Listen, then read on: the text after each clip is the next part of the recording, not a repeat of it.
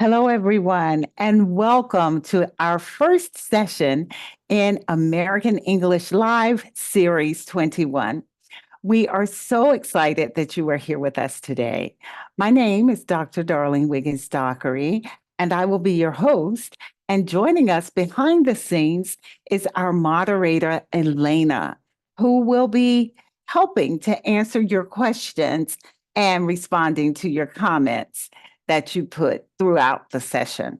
So, we wanted to let you know that today's session will be recorded and shared across various platforms. By attending and adding your comments to the chat and comments section during today's webinar, your first name, country, and or comments may be included in the video recording. So by participating, you consent to your appearance in the recording and its use for purposes related to the work of or business of FHI 360 or the U.S. Department of State. If you do not wish to appear in the recording, please do not share any comments in the chat or comments box during the live webinar.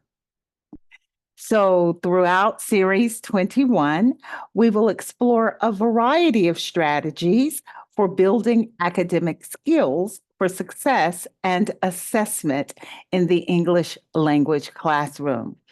We hope you will be able to use the practical ideas that we share. So here's what you can expect today. The session is about 60 minutes long. The presenter will present the material, and I, your host, will ask questions and make comments too. But we really hope to hear from you, our audience, so that we can address your ideas and experiences.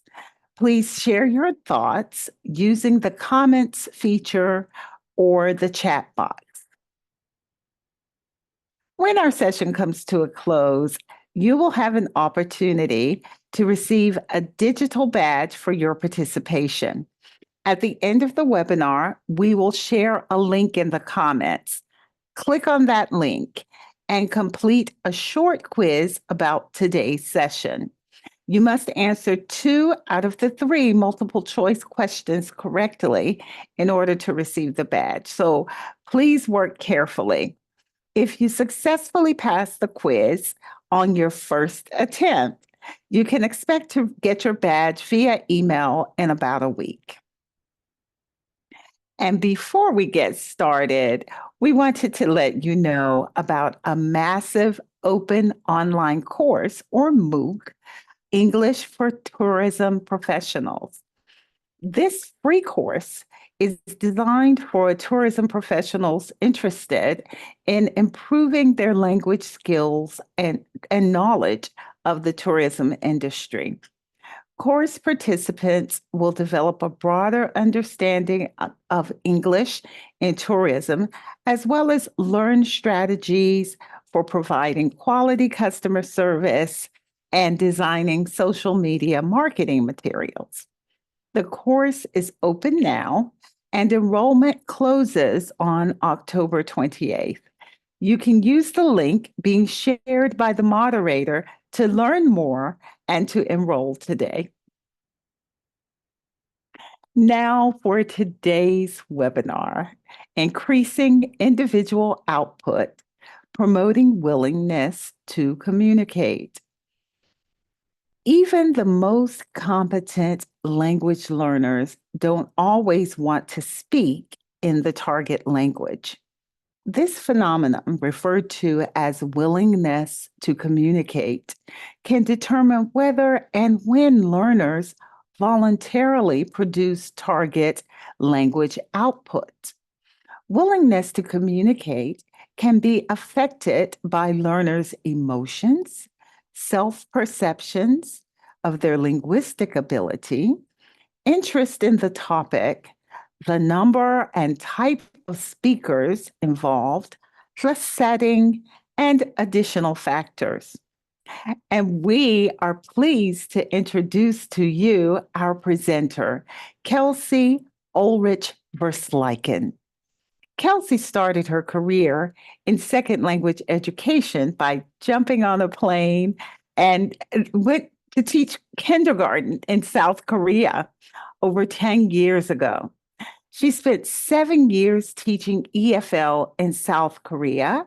And during that time, she completed her MA in applied linguistics and transitioned to teaching university and adult language learners. Kelsey moved to Canada in 2020 to pursue her PhD in applied linguistics and discourse studies. Her research focuses on the dynamics between teachers and learners in natural classroom contexts, specifically the interplay between teacher corrective feedback and learner willingness to communicate. Welcome, Kelsey. Thank you. Thank you so much, Darlene, and thank you everyone for having me.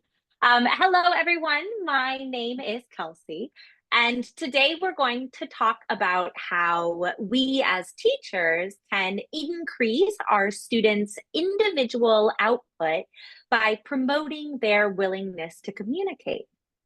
I was so happy to see that many of us felt confident when speaking our second or additional language from the Mentimeter question here before the session, but our students might answer a little differently. So, how can we help them build that confidence in their target language? I'm super passionate about student output because one, I'm a second language learner myself. I've studied Spanish, I've studied French, I've studied Korean, of course. And I found that I feel more confident in my additional languages when I have the chance to produce that language on my own. And two, because as a teacher of English as a second and foreign language, I find that when my students practice speaking the language, they get better at it. So, today we're going to talk a little bit about what the research says affects students' willingness to communicate in the target language. But I want to spend the majority of our time together considering different ways that we as teachers can choose tasks and activities that really encourage our students to produce the target language themselves. Before we get into that, I want to learn a little bit more about your experience learning a second or additional language. So I've got a little warm-up question for us just to get us thinking about when we feel more or less comfortable speaking that second or additional language. For the question, please type yes or no in the chat box. And if you are comfortable, please also give a reason for your response. So for example, Darlene, if I were to ask you this question, if I were to ask you whether or not you agree or disagree with the statement, I feel more comfortable speaking my second or additional language with a small group of people, 1 to 5, rather than a large group of people, more than 5, what would you say? I would say I'm more comfortable speaking my second language with a small group of people, 1 to 5, and preferably 1. Ah, So, excellent. Thank you so much. I tend to agree. I like a small group setting personally. But what about you all of us joining today? What would you say to answer this question? So yes or no. And then if you could please also give us a reason for your answer if you feel comfortable. okay, so we're looking forward to hearing your responses. I shared mine. So we have heard from Emil already. Emil said yes. She didn't give us a reason yet, but her answer was yes. Zara said, I feel more confident in front of a large group of people. Wafa said, no, I feel comfortable everywhere because I'm proficient. That's good. And then we have Peyton who said, In authentic settings, I prefer smaller groups, but in the classroom setting, I don't mind a larger group.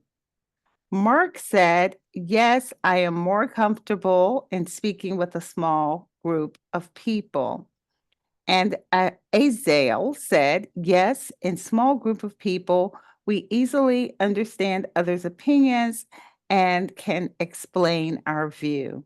And finally, Anna said, yes, but I prefer to communicate in my mother tongue. So those are some of the responses we've received to whether people are more comfortable speaking in their first language or in their second or additional language. Fantastic. Thank you so much, Darlene. And thank you everyone for sharing. It seems like we have a few patterns already emerging. Some of us agreed with the statement, some of us disagreed with the statement, but we had some very indicative caveats or reasons for our comfort level. So thank you so much for sharing, everyone. We're already starting to see a few patterns in our responses about what affects our willingness to communicate in the target language. So in this session, we are going to first consider when and why students choose to communicate in the target language. Then we're going to look at some tasks and activities to promote learner willingness to communicate. And finally, I'd like to share some strategies for how we can successfully increase willingness to communicate in our classroom. But what even is willingness to communicate? So willingness to communicate is defined as whether or not someone chooses to communicate in their second language when given the opportunity. And there are quite a few factors that determine a learner's willingness to communicate. First, willingness to communicate comes from first language psychology research. So because of that, second language willingness to communicate was first understood as a personality-based predisposition for communication. As in, are you someone who is very shy, or are you more talkative? Are you more introverted? Are you more extroverted? First language willingness to communicate, though, is primarily influenced by our personality, by whether we're someone who likes to talk or not. Second language willingness to communicate has a few other factors we need to consider in addition to the learner's personality. Second language willingness to communicate, for example, is more strongly affected by the speaking situation, such as how many people you're talking to. So we tend to feel more comfortable talking with some people about some topics in some situations in our second language. Now, that's true in our first language as well. We prefer to talk with some people rather than others. Some days we feel more talkative than others. But in our second language, that situational comfort can really affect whether we practice the language, and therefore it can affect whether we acquire that language. Our second language willingness to communicate is also more strongly affected by small moment-to-moment changes in the communication situation. So let's say you're in a conversation in your second language and the topic suddenly changes, and you don't really have the vocabulary to talk about this new topic. Well, your willingness to communicate will probably decrease. Or let's say that the person that you're talking to starts to use words that you don't really understand. Understandably, you might not be as willing to communicate as you were just a moment before. So let's take a look at some of the specific factors that have been identified in the research to increase or decrease learner willingness to communicate. The first effective factor is really the reason that we are talking today, and that is how the teachers themselves impact learners' willingness to communicate in the target language. The research shows that Learners show more willingness to communicate when they have a positive perception of the teacher. Also, when the teacher gives them enough time to speak, so we call it teacher wait time, making sure that students can say what they want to say. Also, when the teacher uses delayed error correction, so letting the student finish their utterance and then providing correction. So we can start to think about how we as teachers can adjust our practices to really influence our students' willingness to communicate. The next effective factor is the learner's emotions. You may already know this, that when learners feel really stressed or a little bit anxious, they're less likely to try to use the target language. And that's overall true, but it's not the full picture. So negative emotions about the language, about the classroom, about the teacher, about the interlocutors, so those are the people that they are speaking with, those negative emotions such as anxiety, they can hurt our students' willingness to communicate. However, positive emotions such as enjoyment can promote willingness to communicate. So as teachers, then, we want to try and maintain that positive classroom environment whenever possible. The next effective factor is the learner's perceived proficiency in the target language. So this is how learners see their own skills, not necessarily how others see their skills. And interestingly, most second language learners perceive their proficiency to be lower than others see it to be. But if a learner has a positive perception of their own proficiency, they're generally more willing to communicate in the target language. So, as teachers, then, we want to ensure that our lesson contents are appropriately leveled so that our students understand the materials well enough, but are a little bit challenged with each activity or task.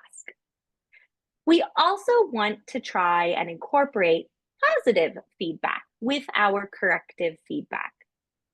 Generally, we as teachers are pretty good at pointing out what a student does incorrectly, but when we point out what they do correctly as well, it can really help build that self-confidence in the language and get them testing the language a little bit more, especially if we're giving positive feedback on something that the student has struggled with in the past. Another factor that has been shown to affect learners' willingness to communicate is their interest in the lesson. Learners show more willingness to communicate when they are comfortable with or interested in the topic of conversation. Now, this does not mean that we should only choose topics that our students will like, but it does suggest that we should consider our learners' wants and needs when we choose our lesson or task topics. Even just asking students to create questions or give topic suggestions, and then using those questions, using those topic suggestions in the lesson can be a great way to increase student engagement and interest in the lesson at hand. The final factor that has been shown to affect learners is their interlocutors. So that is the people they are talking to in that dialogue or conversation. So learners tend to show more willingness to communicate in small groups over large groups and with people they know over strangers. Now, we did have a couple of people say they would prefer the large group setting, but overall, we tended to reflect this in our own responses. A lot of us would prefer that small group setting, and that's what the research shows as well. So then, what can we do as educators? Well, we can increase learner willingness to communicate with pair work and small group tasks, as opposed to that large group teacher-led instruction. We should also be mindful of how we are organizing our groups. In my own classroom, I try to mix proficiency levels. I try to mix the genders of my groups. I try to mix up my friend groups. I try to make sure that we're working with someone new each time. But that might not work in your classroom. So just try to be aware of how your pair or group creation is increasing or decreasing your students' willingness to communicate. Okay, so let's take a moment and think about what all of this means for our own teaching practices. Think about how you can try to maximize your students' willingness to communicate in your own classroom. And please share your ideas in the chat box. So, how can we as teachers maximize student willingness to communicate in our classrooms? Okay, we've already got some responses, Kelsey. We heard from Ofa, who said, I think that addressing the students with their first name can encourage them to communicate. Hebert said, teachers must promote a good environment in the class to make students feel more confident. So in this way, students will participate much more. Horace said, giving interesting topics really helps in the ESL classroom.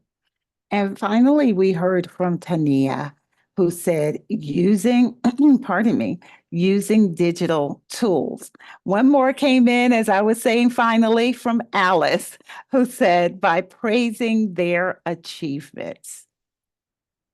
Sarah agrees, said by encouraging them and having a positive environment in the class. So back to you, Kelsey. Excellent, excellent. Thank you so much, Charlene. And thank you everyone for your responses. I completely agree how we can try to maintain that environment and keep our students engaged to really maximize their willingness to communicate. So there are a lot of ways to help support students' willingness to communicate in our classrooms. But in thinking about that research, we should always try to, one, keep that positive classroom environment. Two, scaffold those output activities for learners' proficiency level. Three, try to incorporate some of those topics that our students are interested in. And four, utilize that pair work and group work and other opportunities for peer-to-peer discussion. So perfect. We have looked at when and why students are more or less willing to communicate based on the research, but how can we apply these theories in our classroom? So in the next section, I have a few different ready-to-use task and activity types that I've used in my own classroom to try to get students talking. Please know that these are intended to be task and activity concepts. You can use them as is, but I encourage you to adjust the topics and the focus of the contents as you like for your own classroom context.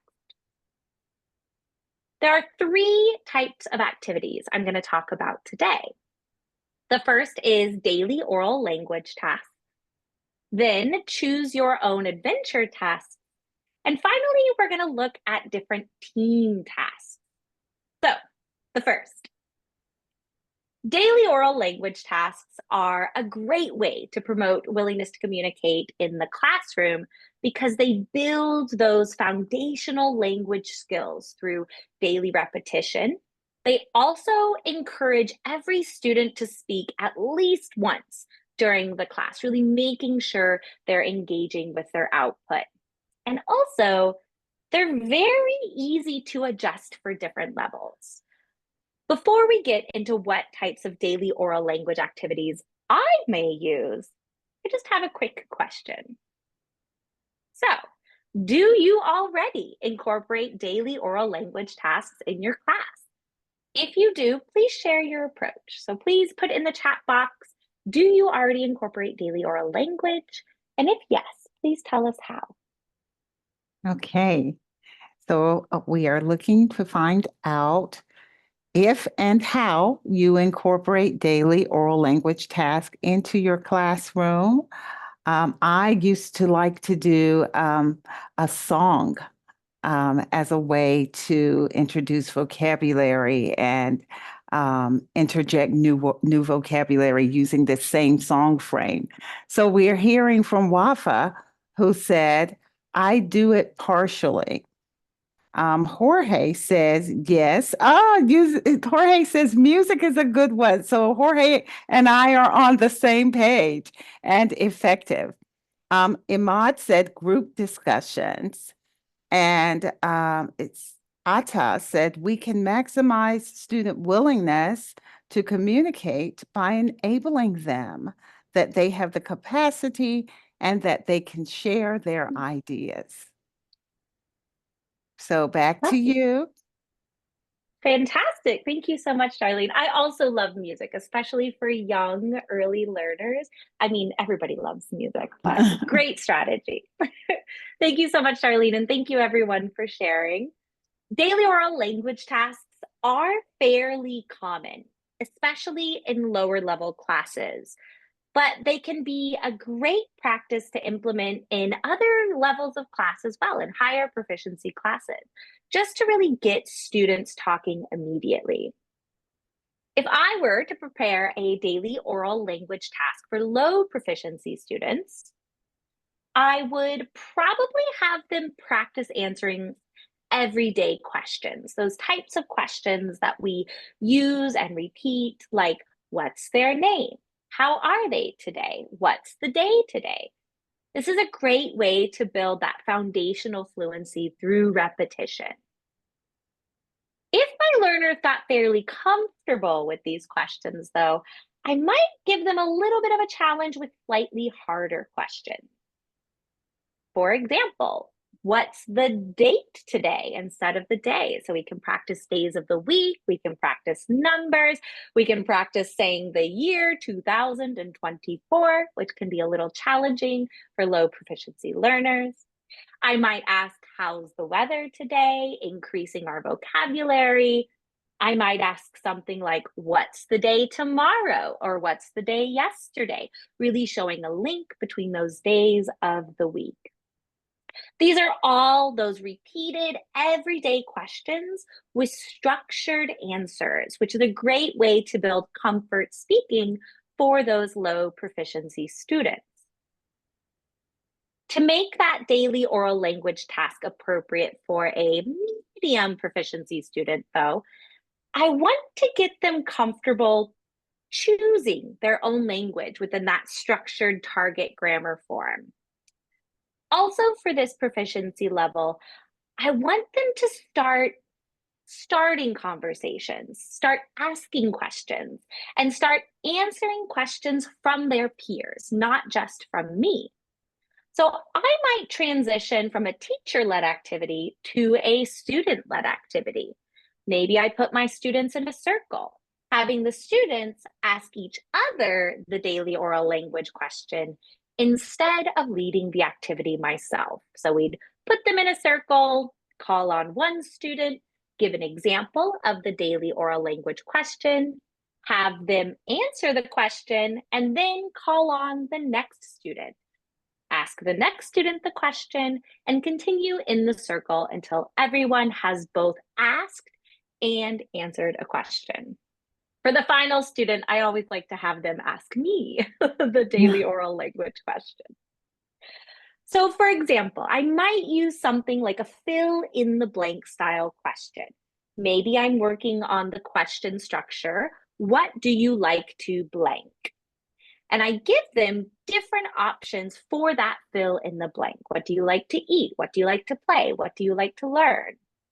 Then students can choose the verb they want to use in their question, choose who they ask, and then when students are answering the question, they can respond with their own thoughts. So one student might choose play, for example. What do you like to play? And then the student they ask would need to answer using the same verb and their own thoughts. So for example, perhaps they like to play football. For high proficiency learners, though, I like to ask fairly complex, open-ended questions that really demand personalized responses. This helps my students practice creating output that expresses their personal thoughts and opinions. I even do this type of activity with my native English speaking university level engineering students, and they love it. They love taking a moment just to talk a little bit before we jump in to that lesson's contents. So, for example, I might ask them something like, if you could talk to any one person in English, who would you talk to and why? And it's important that everyone gets the chance to respond to the question. So if you have a large class, this might be something you do in a small group and then have them share the group answers. But let's take a moment to test this question out. Darlene, would you mind if I asked you the question? I don't mind at all. Thank you. Thank you. Well, if you could talk to any one person in English, who would you talk to and why? Uh, well, I will say that I have watched this special on Netflix that's in Korean, and it's an artist that I have come to appreciate in several dramas. And this artist is now trying to make the move to becoming a singer-songwriter. I would love to talk to him about his journey and the decision and, with all the success. So that artist's name is Cho Jung-suk, I think is how you say his name. His wife is Gummy. She's a professional singer. So I would love to talk to her too to find out just how that works in their household, that he's kind of moving into her lane. Okay, fantastic. Very cool, Darlene. I think that would be a Mhm. wonderful conversation. Thank you so Mhm. much. Lovely. So let's take a moment here and consider your own classrooms. What would be a good daily oral language question that you could ask your students? So think about the level of their students, think about whether they need a more repetitive, structured question, whether they would serve better with a fill in the blank style question, or whether they're ready for an open-ended question of the day. So what is a good daily oral language question to ask your own students? Please put your responses in the chat box. Okay, so Numera has responded and said, "What is your favorite hobby and why do you enjoy it? This promotes personal expression and use of reasoning." Um, Javed said, "Fill in the blanks are good." So those are two responses that we've received so far. We also heard from Rifat, who said about their previous day or about their day planning. Danilo said, if you could be a famous person for a day, who would you be?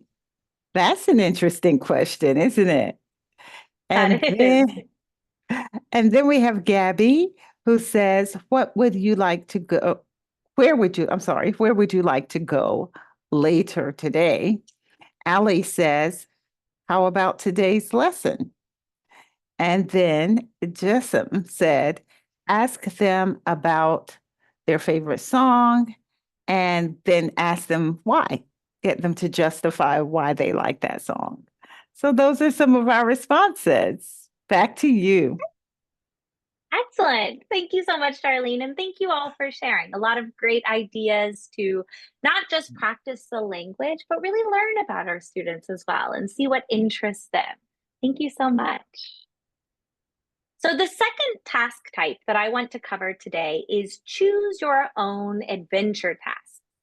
This is a structure of tasks where the learners always have a choice to make. This is a great way to encourage students to use language that resonates with them, to build proficiency through synonymous phrases. So those are phrases with very similar meanings. And it's also a great way to promote students' individuality in how they use their target language. So for low level learners, we can revisit that daily oral language activity we did, right? How are you today? It's an everyday question. And often with this activity, we teach a single way to respond to it. Sorry. How are you today? I'm fine, thank you. And you? But that's not really how language works, right? There's a lot of different ways we can structure our response to this question. There's even other ways we could ask the question, and each one can be chosen by our students to really individualize that output. So, for example, if I were to ask, how are you today? We could say, I'm fine, thank you. We could say, today I feel happy. I am happy today. I feel happy today. And allowing our students to choose these options really gets them thinking about their own language use. Another example might be something like, how's the weather today? Darlene, if I could, how Yes. would you respond to this question? How's the weather today for you? It is sunny. Okay, lovely. Thank you so much, Darlene. It is sunny. It Mhm, is sunny for me too. mhm.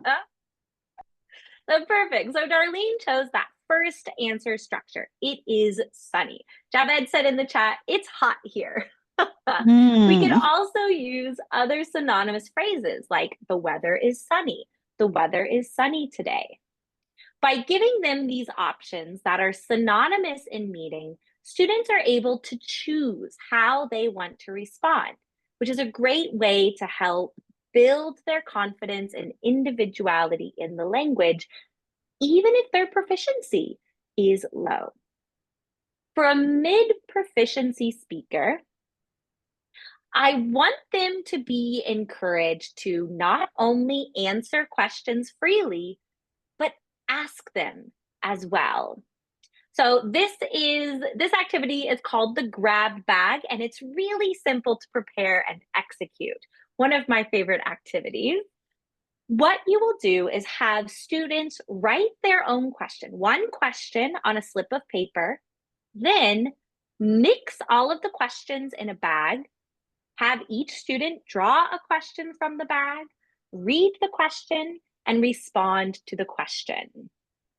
Now, I like this activity because it's an opportunity, yes, for students to speak freely and to express themselves, but it's really supported by peer guided question leveling. So, because the questions are written by peers, we can already assume that these are questions our students are comfortable with. Also, students love answering each other's questions in this way. There's just something about that gamification of whose question am I going to get to answer today and how am I going to answer it? So it's a really great way to increase that interest and enjoyment in the class. Now you can adjust this activity in a few ways. So if you're working on a specific question form, for example, this is a great way to review your lesson and encourage students to produce the target form themselves.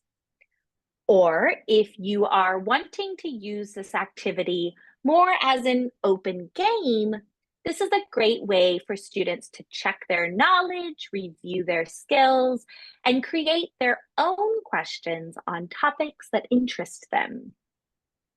This type of activity can also be easily adjusted for class size. Many of my classes are fairly small, about 5 to 10 students, except for my university classes. But I tend to conduct this activity as a whole class because I have a small class. But if you have a larger class, it is an easy activity to adjust for pair group or small group work, just to get students really talking with each other. This activity type is also easy to adjust for different levels. Because the questions are student generated, the question types are dictated by what your students know and the questions that they feel comfortable producing. So it's a great way to review vocabulary from a lesson, to review question forms for a lesson.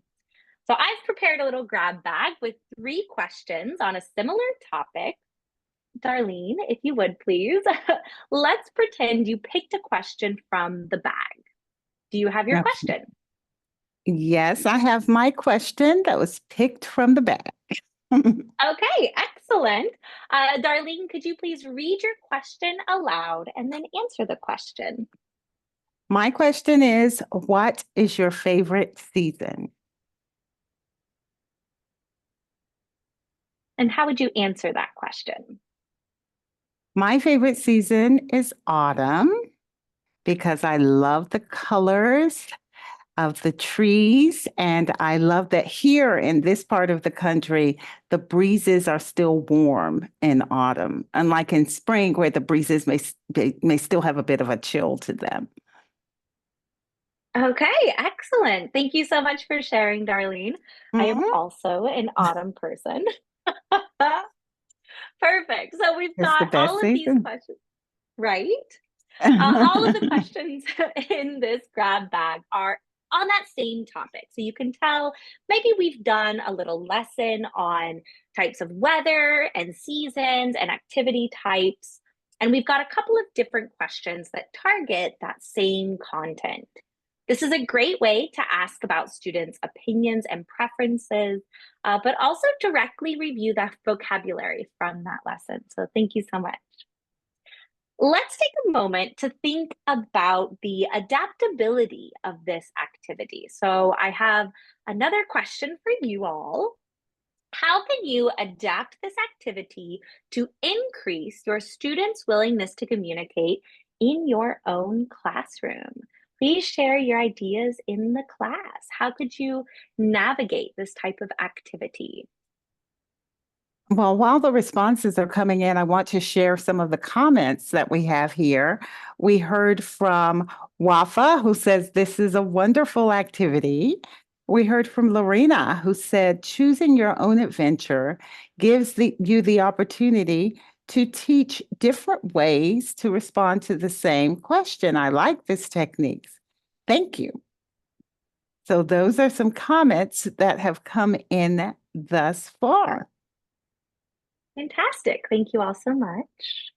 What about adjustment?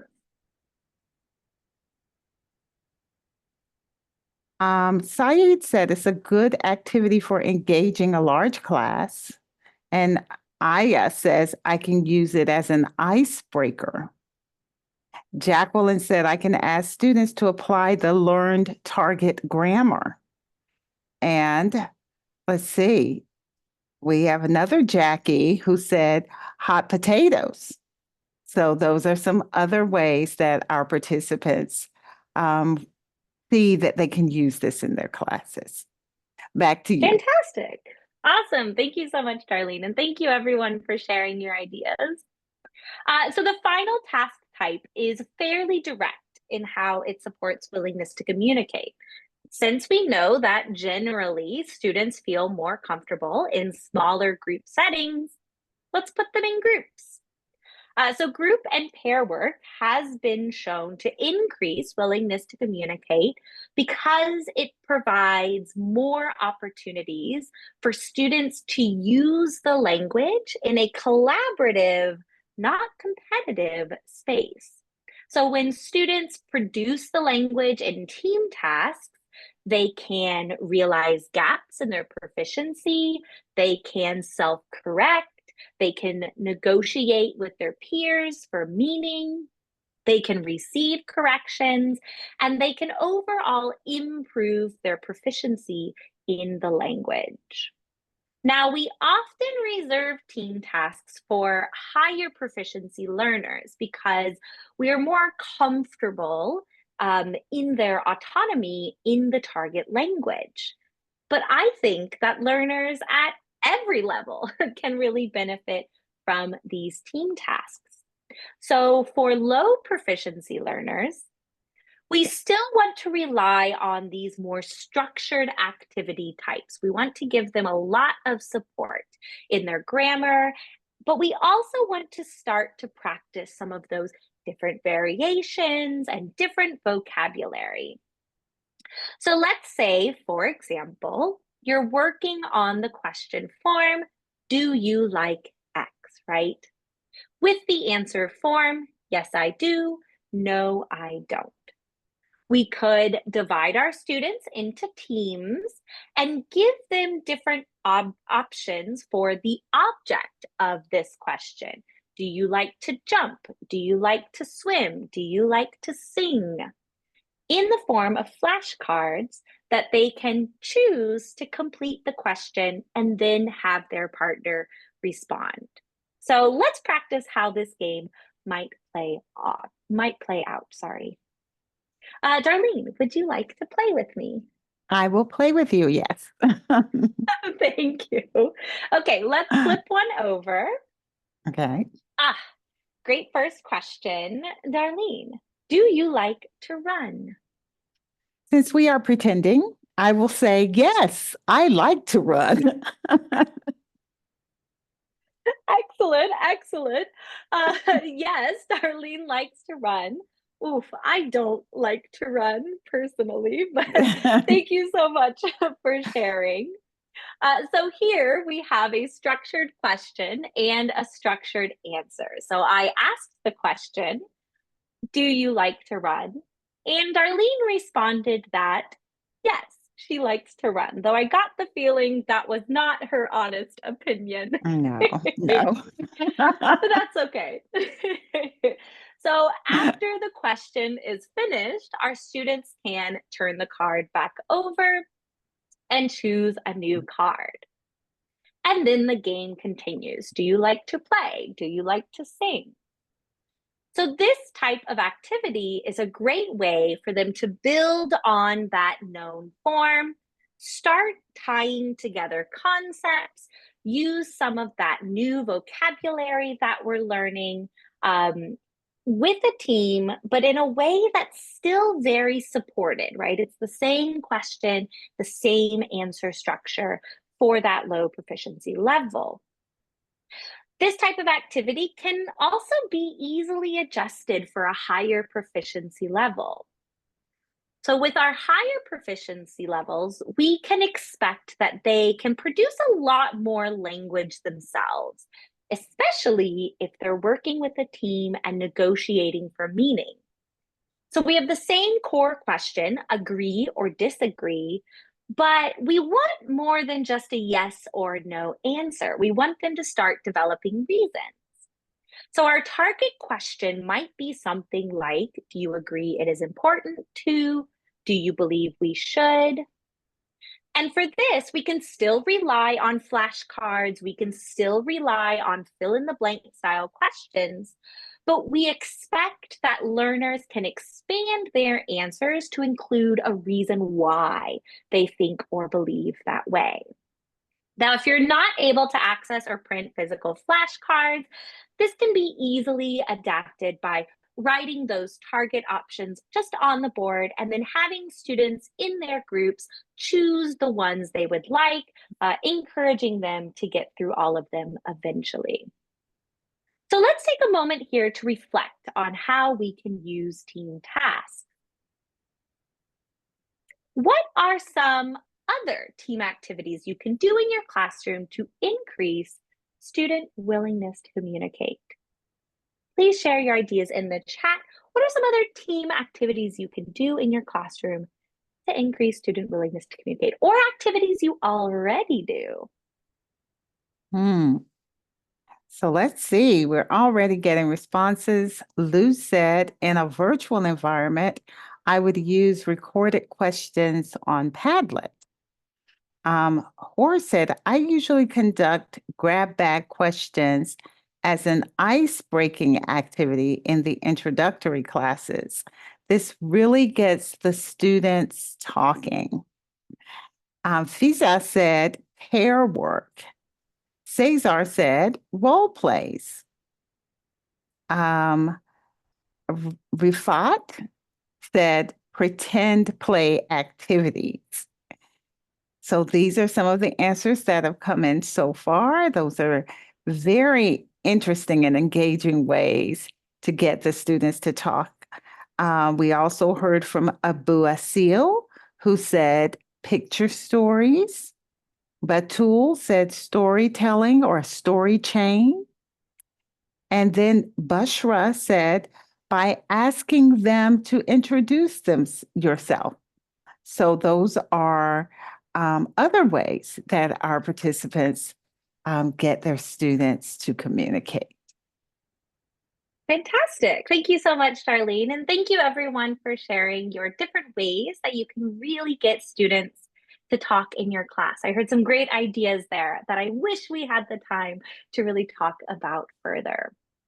So for the final phase of this webinar, we'll just review how we can strategize those lessons and activities and tasks to successfully promote student willingness to communicate. So I have a few final recommendations for how you can promote willingness to communicate in your classroom. The first is to think about your scaffolding. So we can use images like in that flashcard game. We can use sentence structures like in our daily oral language task. And we can use topic repetition both over one lesson and throughout our units, or referring back to things in later lessons to really help repeat and reiterate and scaffold those contents. Also, mixing student pairs and groups can also help scaffold that language. It will help them produce more output, notice gaps in their proficiency levels. It also encourages peer feedback and peer negotiation, which can help each other produce that target language. For our teaching techniques, I recommend structuring tasks that help students practice the target language without just repeating or mimicking the target forms. Now, in low proficiency students, we do want that repetition to start building that comfort. But as we start to get more comfortable, as we're comfortable with that form, starting to choose our own adventure and really expanding how we're answering questions. Also, try to include a wide variety of topics and tasks and activity types in our lesson planning, just to keep students engaged and motivated. In order to maintain that positive classroom environment, it's important that we really encourage our students just as much, if not even more, than we give them corrections. So mixing our supportive comments, hey, you did a great job. Yes, that was perfect, with those corrective comments of this is pronounced this way or adjust this, can really help support them in their willingness to communicate and their output. I also recommend celebrating all student growth, no matter how small. So if you notice that your student is getting something finally or is starting to produce something that they weren't able to produce before, give them that gold star and make sure that they're feeling really happy with their successes. And finally, when we consider first language usage in the classroom, I recommend praising positive target language usage, but I don't want to criticize or demonize the first language, because in a willingness to communicate promoting classroom, it's important for students to share their personal opinions. And sometimes they just don't have the target language skills for that yet. But when we use moments where students slip into their L1 as learning opportunities to develop that L2, we can really take advantage of what they're wanting to say, how they're saying it, and how we can make that a learning moment. Finally, we might notice that sometimes our students hesitate or pause when they're trying to construct their phrases. That is completely normal. I do it myself when we're thinking about, how do I say what I want to say? So as teachers, being patient and giving students enough time to really work through their language can really help promote willingness to communicate. And then, of course, giving our corrections after they've completed that utterance. So those are my overall recommendations. And we have covered a lot of material today. We've considered the research, we've explored different tasks and activities, we've taken a moment to think about some final strategies to increase willingness to communicate. Before we get out of here, just remember, try to maintain that positive environment, try to scaffold opportunities for student output, try to incorporate some of those topics that students are interested in, and find opportunities when you can for that pair and small group communication. I have one final question for you. Just a reflection question of how might you incorporate some of the strategies, tasks, and activities we've discussed in your own classroom? Please share your ideas in the chat box. But I just want to say thank you to everyone for joining me today. And as you reflect, I want to thank you, Kelsey, for exploring the various factors that affect students' willingness to communicate in the English classroom and beyond. Thank you so much for such an engaging presentation.